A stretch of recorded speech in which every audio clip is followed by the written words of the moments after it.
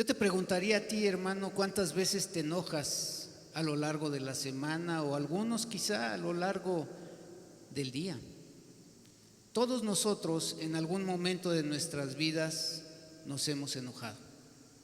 Y hoy el Señor Jesucristo nos va a enseñar algo muy importante que tú y yo tenemos que entender. Pero antes de comenzar con la palabra de Dios, quiero mostrarte algo. Hace algunos años, la Universidad Nacional Autónoma de México hizo un estudio acerca del enojo entre los mexicanos. O sea, este es un estudio que está hecho entre mexicanos preguntándoles algunas de las cosas, como por ejemplo, cuáles son los motivos del enojo. En esta parte, ¿verdad? Yo solamente les estoy poniendo el resumen de lo que fue este estudio. Así que los motivos del enojo, yo no sé cuáles sean los tuyos principalmente, pero aquí hay un gráfico en donde nos dice cuáles son los motivos que los seres humanos, por lo menos aquí en México, tienen para poder enojarse. Y el primero son los desacuerdos.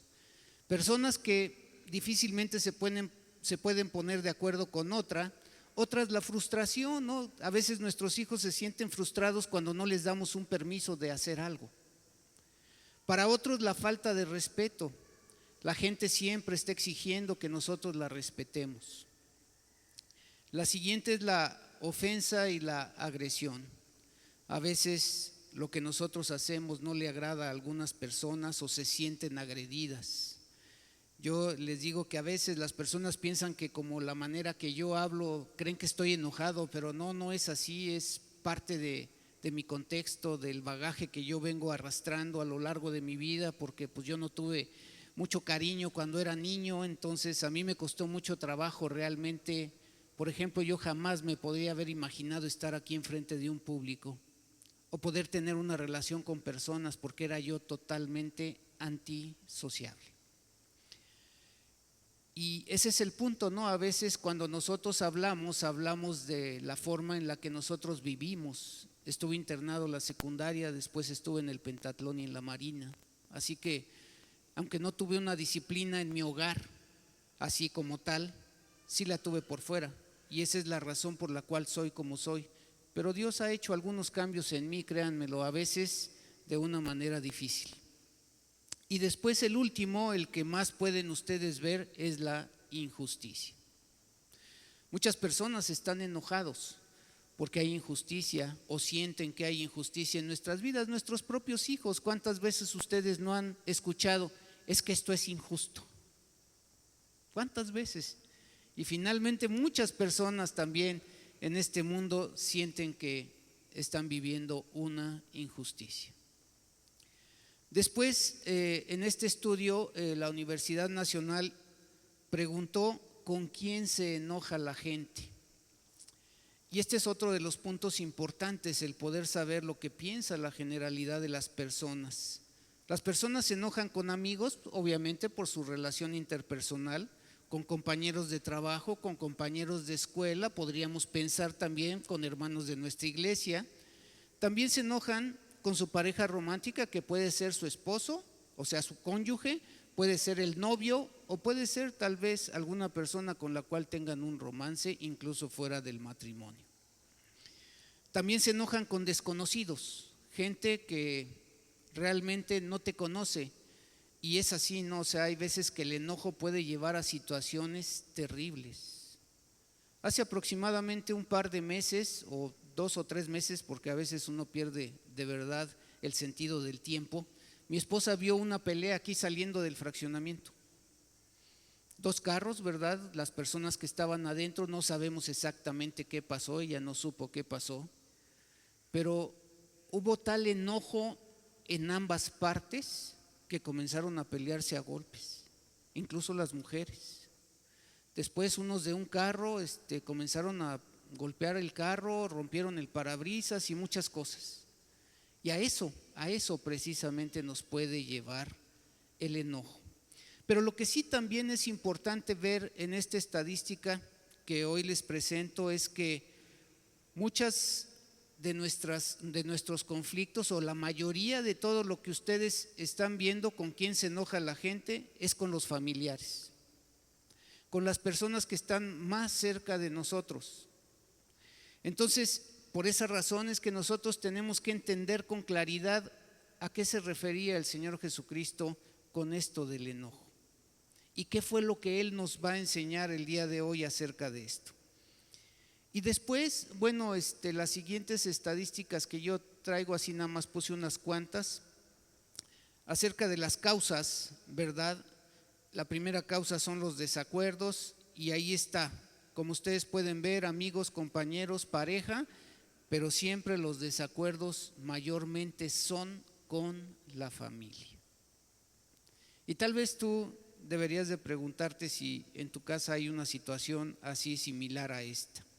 Otra de las cosas, la falta de respeto, que también, como pueden ver, en donde más incidencia hay es en la relación familiar.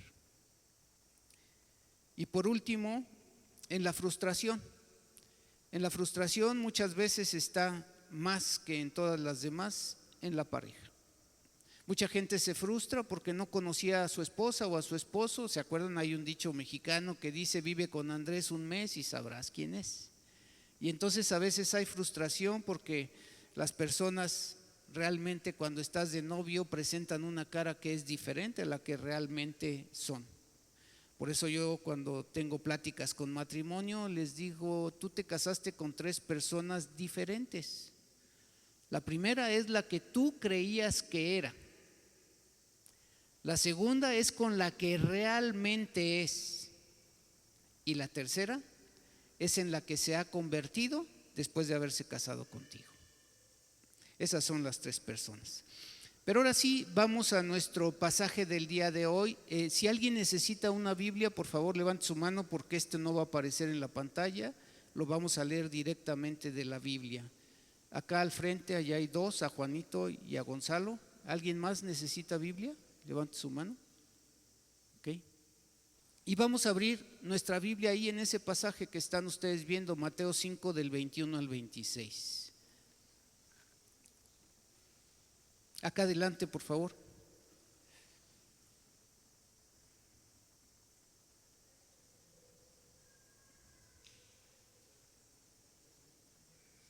Mateo 5 del 21 al 26. Estamos en el Sermón del Monte. Recuerden, el Sermón del Monte abarca 3 capítulos, capítulo 5, capítulo 6 y capítulo 7. ¿Ya lo tienen? ¿Sí? Perfecto. Dice así la palabra de Dios, con mucha atención, por favor, léanlo. Dice: oísteis que fue dicho a los antiguos: no matarás, y cualquiera que matare será culpable de juicio. Pero yo os digo que cualquiera que se enoje contra su hermano será culpable de juicio. Y cualquiera que diga necio a su hermano será culpable ante el concilio, y cualquiera que le diga fatuo quedará expuesto al infierno de fuego.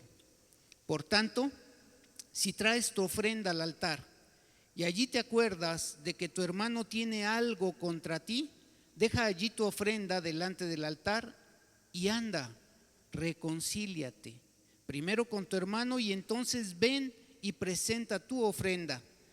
Ponte de acuerdo con tu adversario pronto, entre tanto que estás con él en el camino. No sea que el adversario te entregue al juez y el juez al alguacil y seas echado en la cárcel. De cierto te digo que no saldrás de allí hasta que pagues el último cuadrante. Jesús nos presenta varios niveles que deben ser considerados para nuestra interrelación con las personas con las cuales convivimos cada día de nuestras vidas. El primer nivel, el nivel del enojo. Ya vimos algunas de las causas del enojo. Ya dijimos: desacuerdos, frustración, falta de respeto, ofensas e injusticia. El segundo nivel en el enojo es decirle necio. Pero aquí en México no solamente decimos necio como una palabra ofensiva, escogemos palabras peores y se las decimos, ya dijimos a quiénes: a los amigos, compañeros de trabajo, de iglesia, compañeros de escuela, a tu cónyuge, tal vez a desconocidos. y en donde más incidencia hay es entre los familiares. El tercer nivel es la ira. Esas palabras altisonantes que los mexicanos saben decir, que en México, ¿verdad?, a veces usamos de una manera común y que hacen arder en ira al ofendido. Y el cuarto nivel, el caos, la anarquía.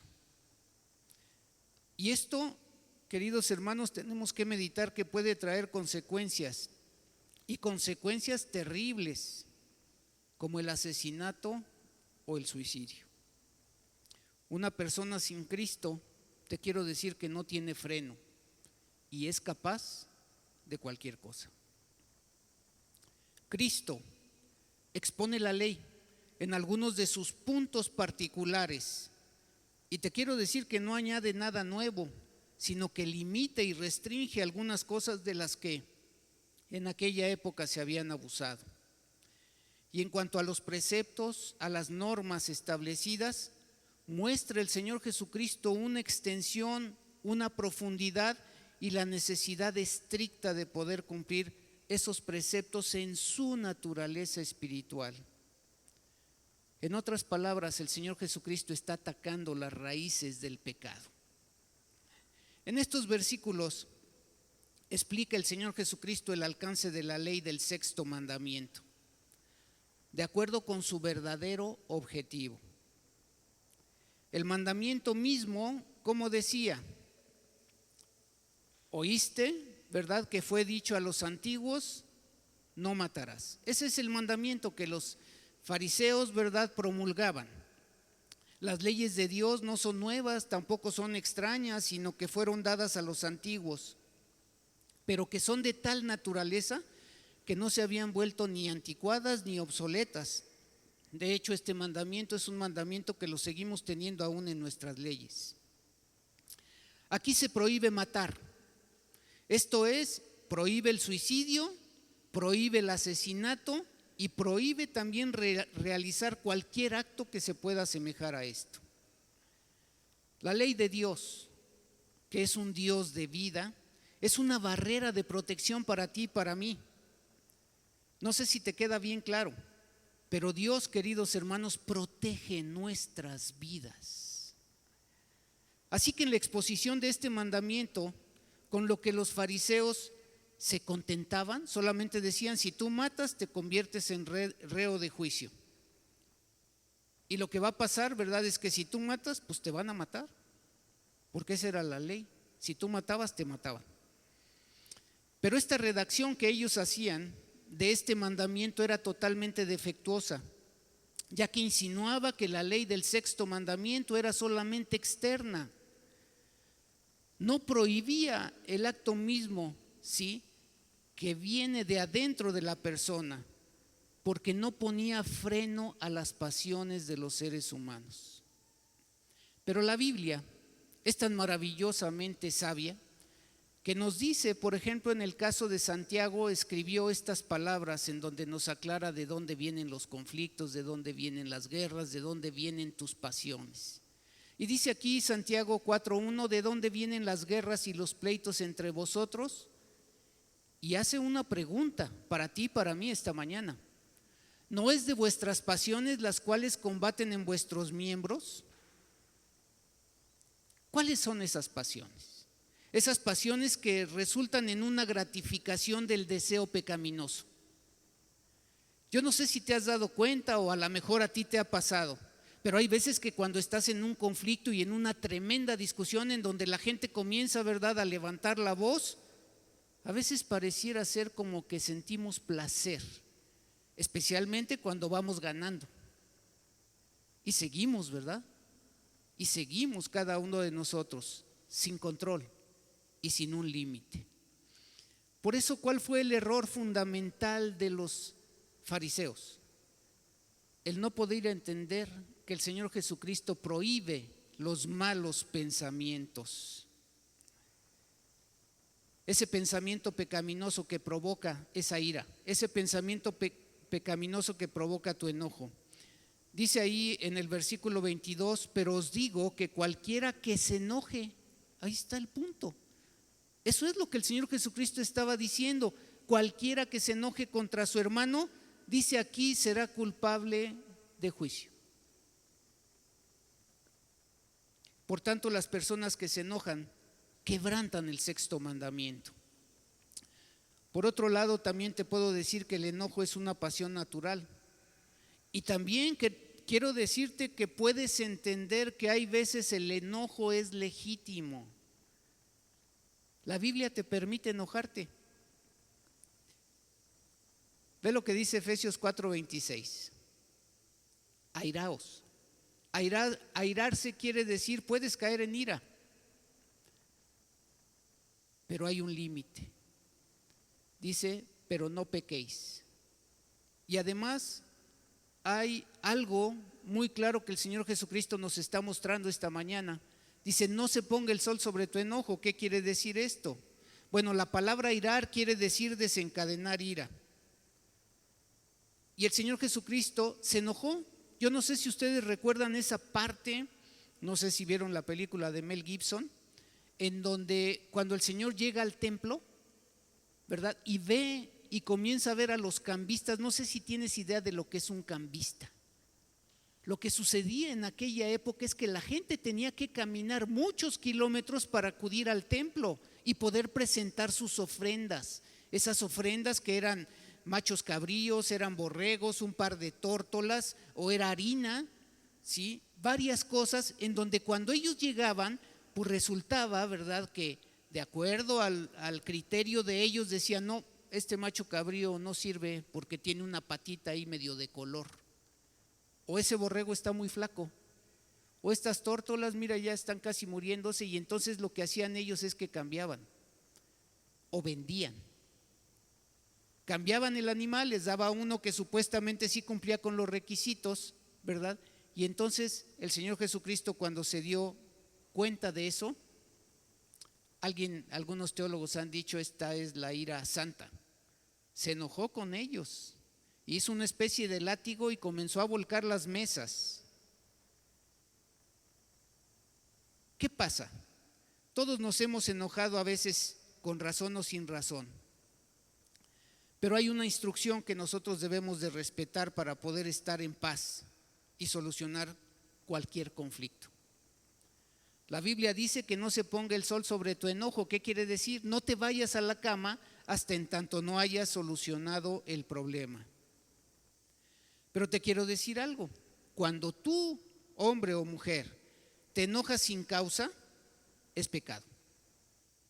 Cuando tu enojo surge sin que exista provocación, cuando tú te enojas por suposiciones sin fundamento o por discusiones sin sentido que no merecen ninguna respuesta. Un ejemplo del enojo genuino es, por ejemplo, ¿verdad?, cuando nos enojamos con nuestros hijos.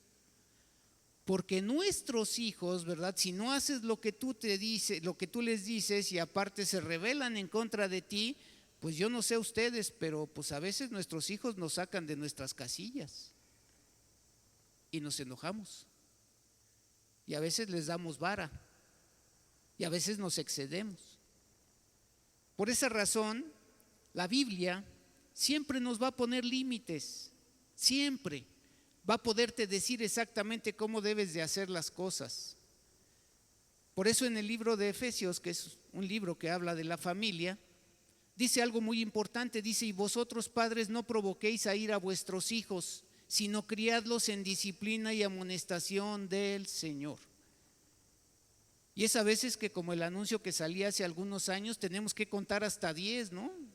O tenemos que mordernos los labios para no poder decir lo que quisiéramos decir, pero nos acordamos que somos cristianos y decimos, no, esto no se lo puedo decir a mi hijo o a alguna otra persona. Te quiero decir que cuando sobrepasamos los límites, cuando esos límites que sobrepasamos van acompañados de insultos, de palabras maliciosas, cuando tratamos cada uno de nosotros de herir con nuestra boca, estamos quebrantando el sexto mandamiento. Jesús les dice también que usar un lenguaje humillante contra el hermano, llamándole imbécil o renegado, porque eso es lo que quieren decir esas palabras que dijo el Señor Jesucristo, es asesinato de lengua. Es como el humo de fuego que surge del infierno.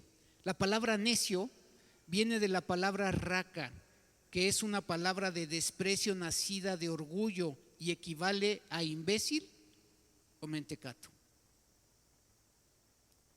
Y fatuo, la palabra fatuo que aparece al final, viene de la palabra moré, que muchas versiones traducen por loco y significa algo así como impío, renegado. Aquí quiero decirte que esta palabra, cuando la dices con enojo, es como si le estuvieras diciendo: eres un despreciable, no eres digno de honor, y sobre todo algo muy importante, eres indigno de ser amado. Y también le estás diciendo: eres indigno de poder recibir la gracia de Dios. Así que cuando un reproche tiene que ver con la condición espiritual, es peor. Nadie, queridos hermanos, tenemos derecho a juzgar a nadie. Nadie. El único que puede juzgar es Dios. Así que las calumnias son veneno bajo la lengua. Y esas calumnias a veces matan secretamente. Son como raíces de asesinato. Jesús les dijo que quien se enoje con su hermano será reo de juicio, no solo del tribunal local, sino más importante, del juicio de Dios. De todo esto se entiende el deber que tenemos de preservar el amor cristiano y la paz con todos nuestros hermanos, y que si en alguna ocasión se produce alguna ruptura, debemos preocuparnos con esmero, con diligencia, de buscar la reconciliación.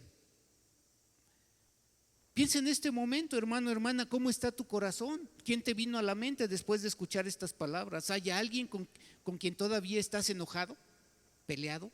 ¿Hay alguien que todavía está ocupando parte de tu corazón en ese resentimiento que sientes por una ofensa que te hizo?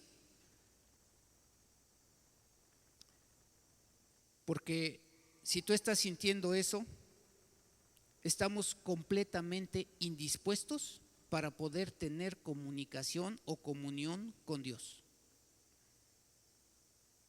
Fíjate lo que dice la palabra de Dios.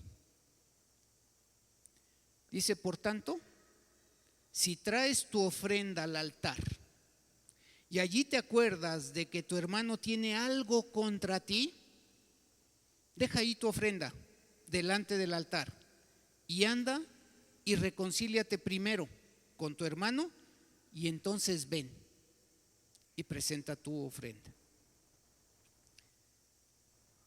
Te lo voy a leer otra vez porque quiero que lo entiendas con claridad.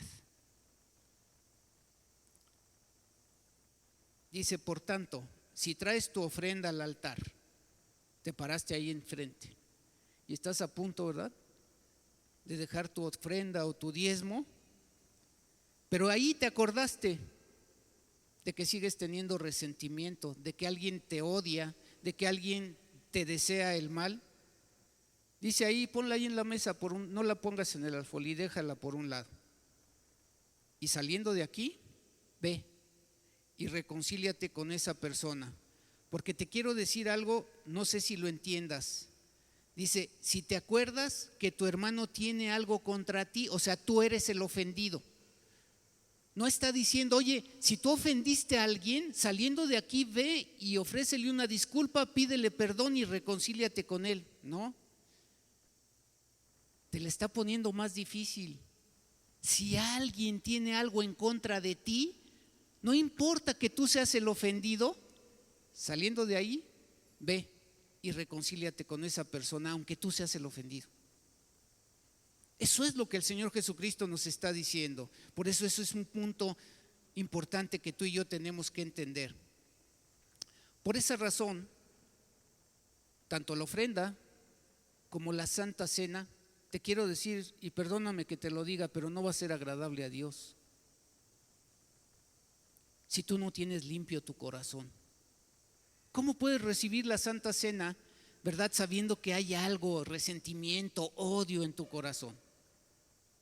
La preparación para la Santa Cena es en oración. Nos presentamos delante del Señor con manos limpias porque estamos recordando el acto más maravilloso que por amor Dios hizo por los seres humanos. Entregó a su Hijo unigénito para que tú y yo pudiéramos tener la salvación y la vida eterna y poder recordar que el Señor Jesucristo con ese pan entregó su cuerpo y con ese fruto de la vida entregó su sangre para poder limpiarte de todos los pecados que tú tenías.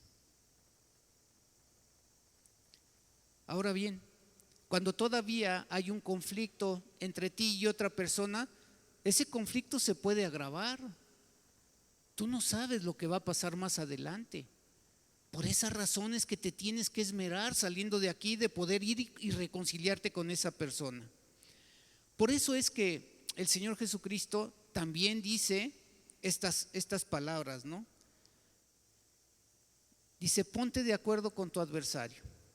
Porque no solamente es con la persona que te estás enojando, porque hay veces que llegan las cosas, a lo mejor no se golpearon, ¿verdad? No se pelearon, pero la persona fue y te demandó ante un juez. Pero el Señor Jesucristo dijo estas palabras: ponte de acuerdo con tu adversario pronto, entre tanto que estás con él en el camino. No sea que el adversario te entregue al juez y el juez al alguacil y seas echado en la cárcel. De cierto te digo que no saldrás de allí hasta que pagues el último cuadrante. Podemos ver la aplicación de este principio a un dicho mexicano. ¿Se acuerdan ese dicho mexicano que dice más vale un mal arreglo que un buen pleito?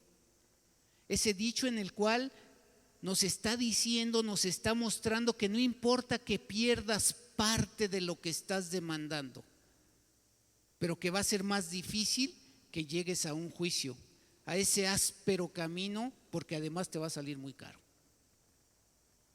Ahí está el Señor Jesucristo. En la primera carta a los Corintios, el apóstol Pablo decía que mejor, antes de ir con un juez, dice que no hay entre vosotros alguien sabio que pueda solucionar su conflicto, pero ustedes prefieren ir ante los jueces, que además, dice, no son creyentes. ¿No hay nadie en la iglesia que pueda ayudarles a reconciliarse? Y dijo Pablo, ¿no? En las últimas palabras, dice, ¿no es mejor que aceptes la ofrenda y te aguantes? La ofensa y te aguantes. O sea, finalmente es así, ¿no? Ser prudentes. Así que es nuestro deber someternos humildemente y satisfacer pacífica y equitativamente. No sea, queridos hermanos, que al recurrir a los tribunales nos ponga en el extremo de ir a la cárcel. Es preferible llegar a un entendimiento, porque los pleitos en los tribunales se pagan caros.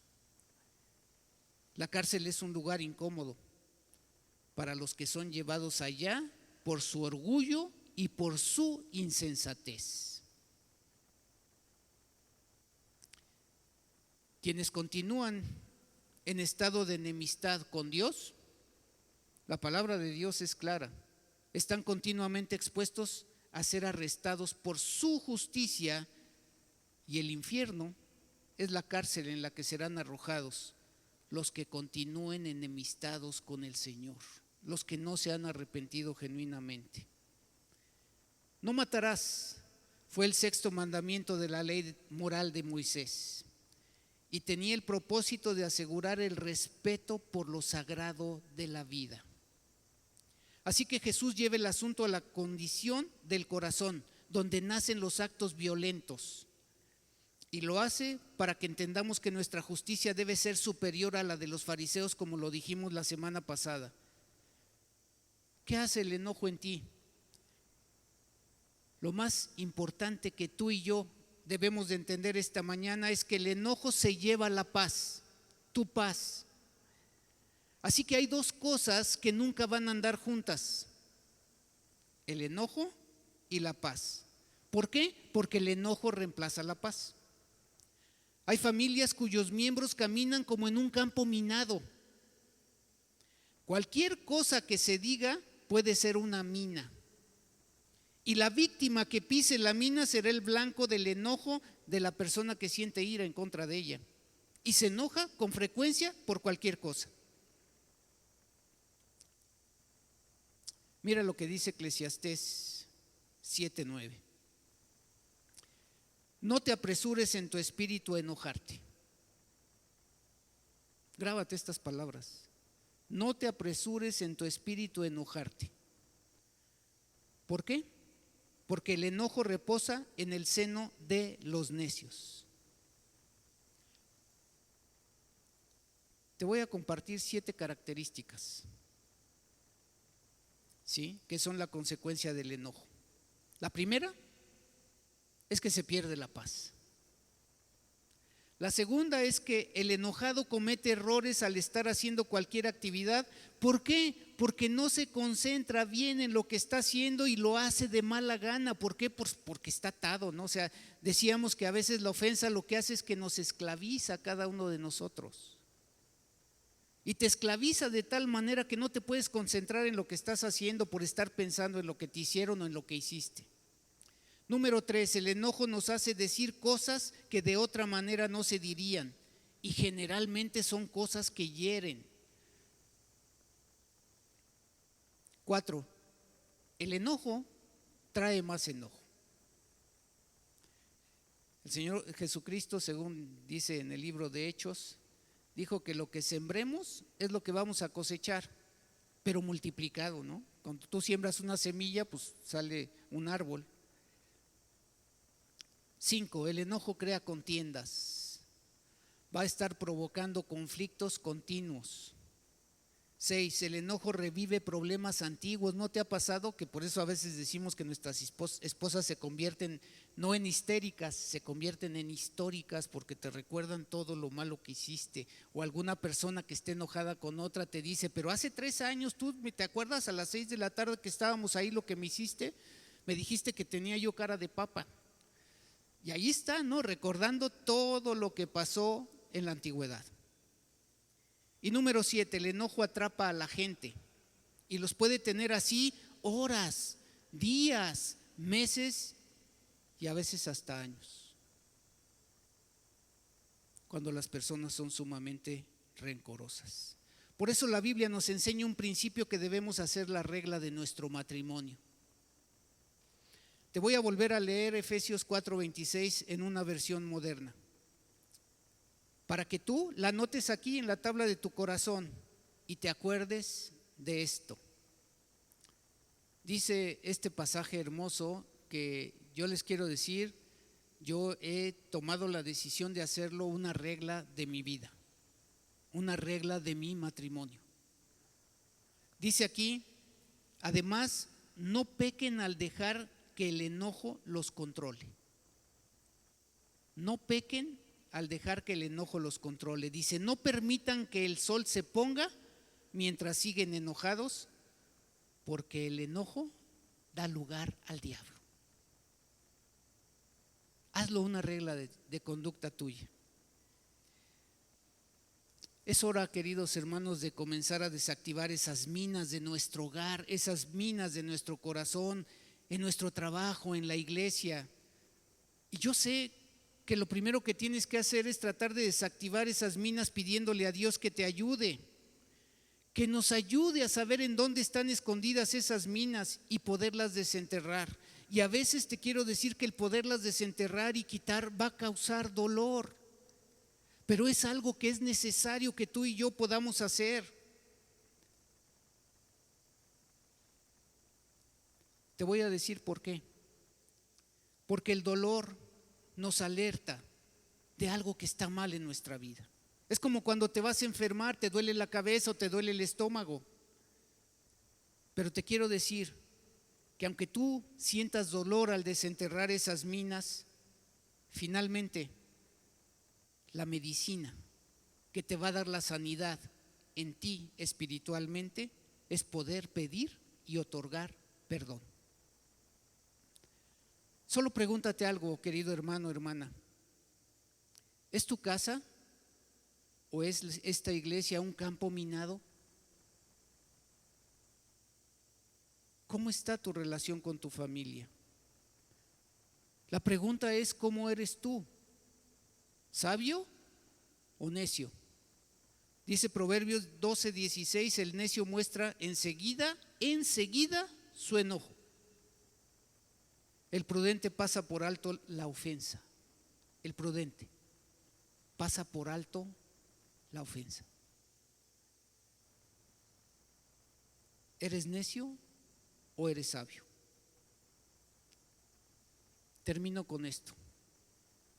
El enojo es algo que debemos controlar con un propósito, para poder evitar las palabras, la ira y sobre todo las consecuencias que podemos sufrir por un enojo incontrolado cada uno de nosotros. Y podemos llenar nuestra boca de palabras ofensivas que podrían llevarnos a actos terribles.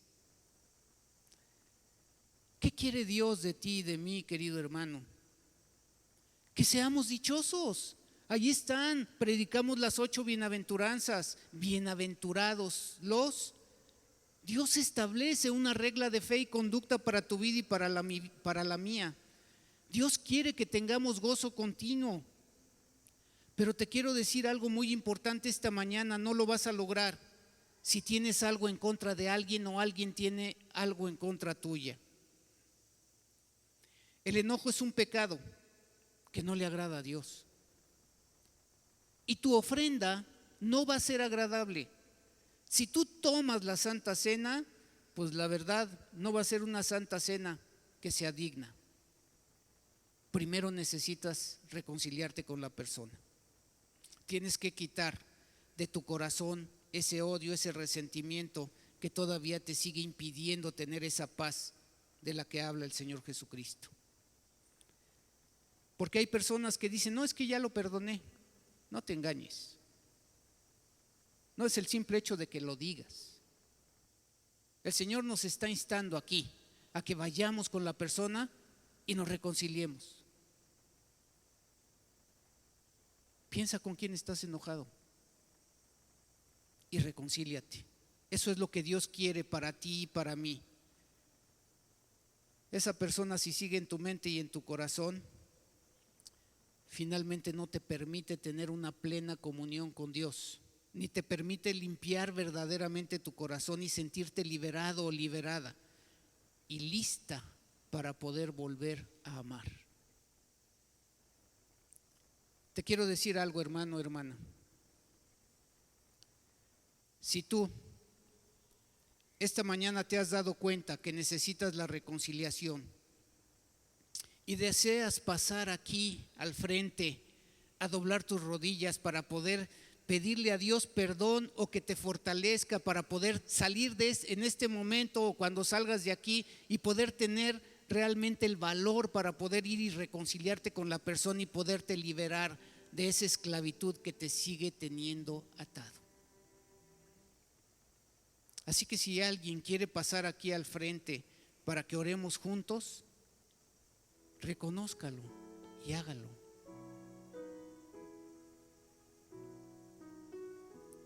Y si alguien quiere solamente ponerse de pie, pues póngase de pie si realmente todavía necesita reconciliarse con alguna persona. Hoy estamos aquí, hermanos, para ser confrontados con nuestro pecado. Hoy estamos aquí para que cada uno de nosotros podamos pedir perdón a Dios, para que cada uno de nosotros podamos realmente entender lo que Dios está queriendo de nuestras vidas. Él te puede ayudar hoy mismo a que tú puedas entender tu condición. Inclina tu rostro un momento, te voy a dar unos momentos. Aquí estás hoy delante de Dios para poder reconocer que lo necesitas, para poder reconocer que has sido orgulloso, que has sido soberbio, que has sido prepotente con alguna persona. Hoy Dios quiere que tú te reconcilies con Él. Hoy Dios quiere que tú hagas un compromiso de poder limpiar tu corazón y poderte reconciliar con esa persona con la cual todavía sigues enojado o enojada. Ora a Dios y pídele que te ayude, porque sé que no es fácil. Sé que hay personas que todavía les cuesta mucho trabajo perdonar. Ora a Dios que te dé la fortaleza que necesitas en esta hora. Buen Padre Celestial, Señor, alabamos y glorificamos tu nombre en esta hermosa mañana que nos regalas. Gracias por tu palabra, Señor. Gracias porque nos da ánimo para poder seguir adelante. Gracias, Padre, porque hoy podemos entender, Señor, que hay solución a cualquier tipo de problemas que se nos presentan en la vida. Hoy tú nos das la solución a ese conflicto que nosotros tenemos para poder ser agradables a ti, Señor, haciéndonos entender que el enojo, Señor, es un pecado. Derrama, Señor, sobre nosotros tu Espíritu Santo para que podamos tener dominio propio, para que podamos tener esa paz que sobrepasa todo entendimiento, que podamos tener amor y gozo, Señor. Aquí está tu pueblo, Señor, orando a ti. Tú conoces el corazón de cada uno de mis hermanos y por lo que está pasando en su vida, Señor. Yo te ruego, Padre, con toda humildad, que nos ayudes, Señor, que podamos acercarnos confiadamente a este trono de tu gracia, Señor, para poder reconocer que hemos sido débiles, que te hemos ofendido, Señor, y que no hemos hecho las cosas que a ti te agradan. Perdónanos, Padre, y fortalécenos para que el día de hoy, Señor, si esta palabra ha tocado el corazón de cada uno de nosotros, entonces nosotros, Padre, podamos reconciliarnos con la persona que nos ha ofendido o a la que hemos ofendido. Gracias te damos por tu palabra, Señor.